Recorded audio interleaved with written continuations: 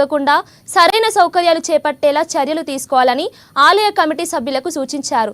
ఇక ఈ సమావేశంలో పాల్గొన్న GHMC mayor Gadwal Vijayalakshmi, deputy mayor Mothe Srilatha Shobhan Reddy, దేవాలయ శాఖ principal secretary Shailaja Ramaiyer, secretary Hanumantharao, దేవాలయ కమిటీ సభ్యులు పాల్గొన్నారు.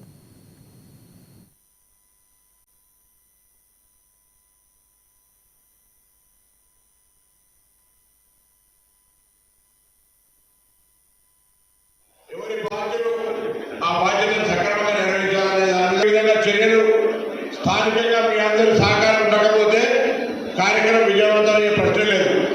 కాబట్టి ముందుగా రాష్ట్ర ప్రభుత్వం నుంచి ఎప్పుడు కూడా ఈ యొక్క అమ్మవారి ఉత్సవాలకు సంబంధించి ఆషాఢ మాస బోనాలకు సంబంధించి జరిగే కార్యక్రమం ఆనవాయితీగా జరుగుతూనే ఉంటుంది. అందులో మీరందరూ కూడా చురుకుగా సామాజికంగా శారీరకంగా బాధ్యత తీసుకోవాలని ప్రభుత్వ పక్షాన్ని మీ అందరూ హృదయపూర్వకంగా కోరుతా ఉన్నారు.